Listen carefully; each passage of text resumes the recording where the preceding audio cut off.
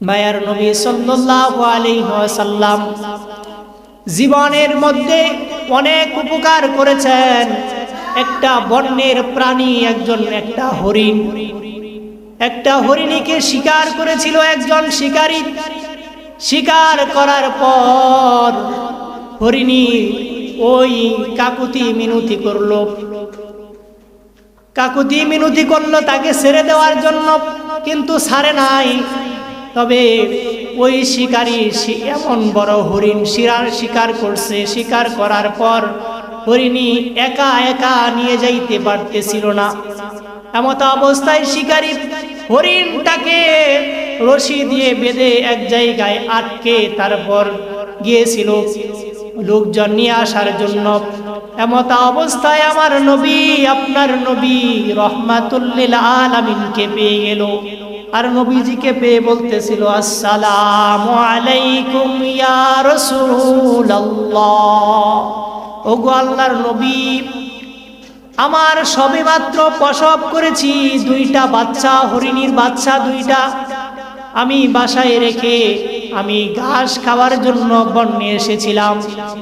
আমাকে একটা শিকারী শিকার করে ফেলেছে।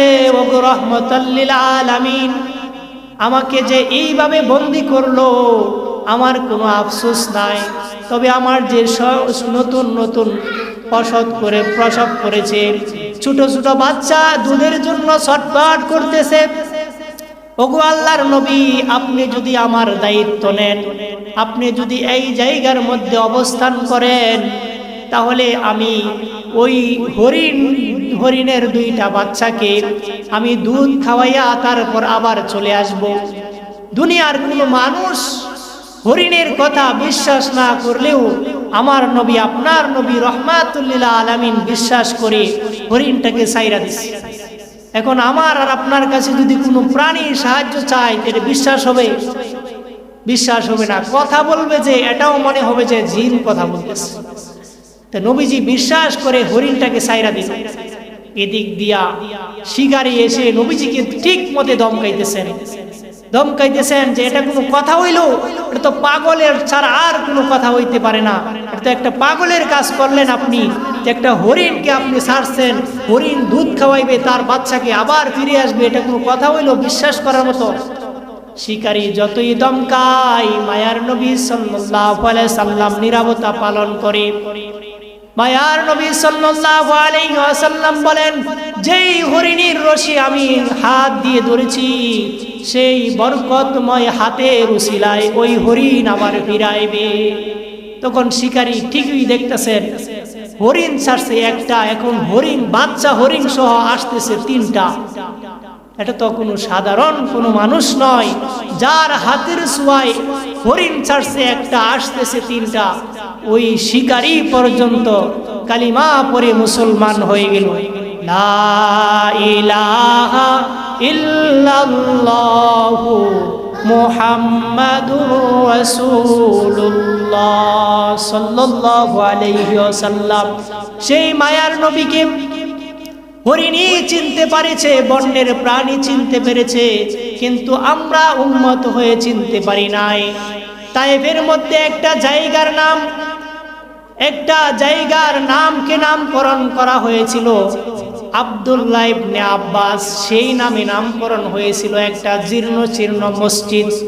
সেই মসজিদটাকে এখন বর্তমান তুর্কি বাদশাহ নির্মাণ করেছে। ওই মসজিদের স্থানে তায়েফের যুবকরা তাকে হত্যা করার জন্য পাহাড়ের বড় একটি পাথর ছেড়ে দিয়েছিল মায়ার নবীকে হত্যা করার জন্য। এমন ভাবে গায়বী আওয়াজ আসতেছিল, এই গায়বী আওয়াজ আসার কারণে এখনো পর্যন্ত কালের সাক্ষী হয়ে আছে। একটা স্বর্ণের মধ্যে বড় বিশাল আকারের একটি পাথর আজও পর্যন্ত ঝুলন্ত আছে। সেই পাথর আমার নবীকে, আপনার নবীকে চিনছে, কিন্তু তায়েফবাসী চিনতে পারে নাই। সম্মানিত উপস্থিতি, সময় খুব কম। বর্তমান মাসটা চলতেছে রজব মাস। আল্লাহ তাআলার কাছে আরবি 12 মাসের মধ্যে 4টা মাস খুব সম্মানিত, জিলকদ, জিলহজ এবং শাবান এবং রমাদান। এই রজব, এই তার মধ্যে রজবও একটা বরকতময় মাস। এই রজব মাসে আল্লাহ তাআলার নবী মেরাজে গিয়েছিল, অনেক লম্বা ইতিহাস। সেই রজব মাসে যে যারা ইবাদত করবে আল্লাহর কাছে তারা অনেক সম্মানিত, এবং তারা যে আমল করবে আল্লাহ তাআলা এই আমলকে দ্বিগুণ বাড়িয়ে দিবেন। তো এই সম্মানিত একটি মাস আমরা পেয়েছি। বর্তমান যে চলমান আরবি মাস, সেই মাসটা হচ্ছে রজব মাস।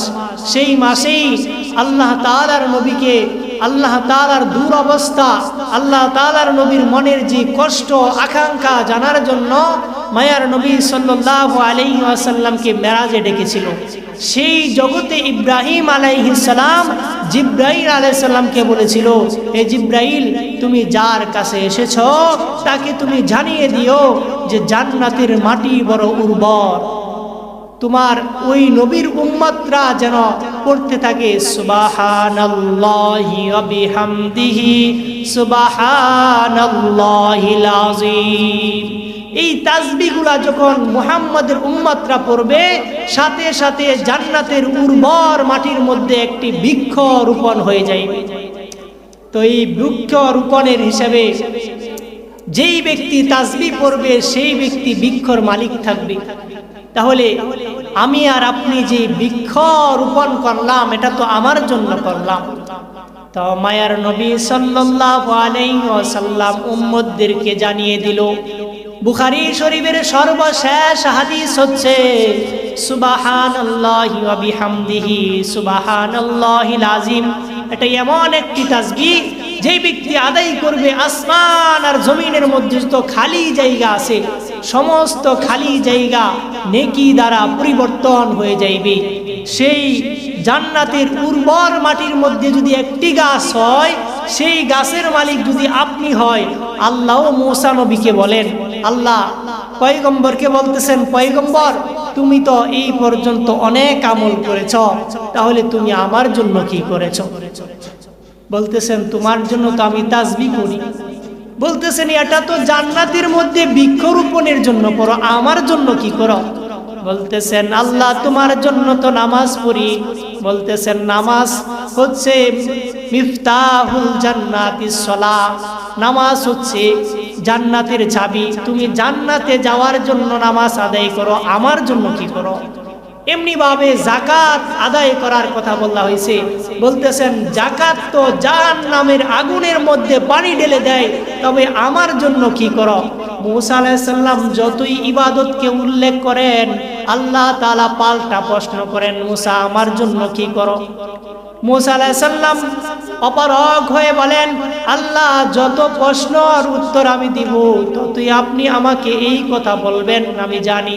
আল্লাহ এর চাইতে ভালো হয় আপনি বলে দেন আমি আপনার জন্য কি করি।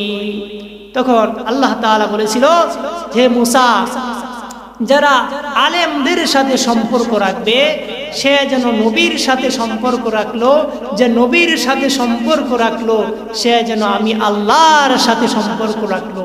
অতএব আলেম ও উলামাদের সাথে উঠা বসা করব। আমার আর আপনার ছেলে মেয়েকে আলেম হিসাবে গড়ে তোলার জন্য নিয়ত করব। নিজের সন্তান নাই, জিয়ের ঘরের নাতি আছে, পুতের ঘরের নাতি আছে, সেই একটি বাচ্চাকে পরিপূর্ণ আলেম হিসেবে তাকওয়াবান বানানোর জন্য আমরা সেই এরাদা করব। হাদিসের মধ্যে আছে, একজন আলেম পরকালে আলেমের বাবা গর্ববোধ করবে, কারণ আমার সন্তান আমার জন্য সুপারিশের জন্য যথেষ্ট হইবে। হাদিসের মধ্যে আসছে, যে ব্যক্তি আল্লাহ রাস্তায় জিহাদ করে শহীদ হয়ে গেল, শহীদ হওয়ার পরে সেই শহীদের বাবা গর্ববোধ করতে থাকবে যে আমার সন্তান শহীদ হয়েছে, এই জন্য আমি গর্ববোধ করতে পারি, এর জন্য এই উসিলায় আমি জান্নাতে যাইতে পারবো। এক আল্লাহর ওলি তো সরাসরি আল্লাহর কাছে দোয়া করতো, আল্লাহ ছোট অবস্থায় আমার একটা সন্তান মারলাম, ছোট অবস্থায় আমার একটা সন্তান নিয়ে নাও, কারণ সেই সন্তান যদি নাবালেগ অবস্থায় মারা যায় আর এর উপর ধৈর্য ধারণ করা যায়, আলহামদুলিল্লাহ বলে শুকরিয়া আদায় করা যায় যে আল্লাহর দান জিনিস, আল্লাহর মাল আল্লাহ নিয়ে নিছে, এই উসিলায় আল্লাহ তাআলা আমাকে জান্নাত দিয়ে দিবে, জান্নাতের মালিক হয়ে যাব। আল্লাহ তাআলা আমাকে আপনাকে যেই কথাগুলো বললাম সেই কথাগুলো বুঝে এবং আমল করার তৌফিক দান করুন। ওয়া আখির দাওয়ানা আলহামদুলিল্লাহ।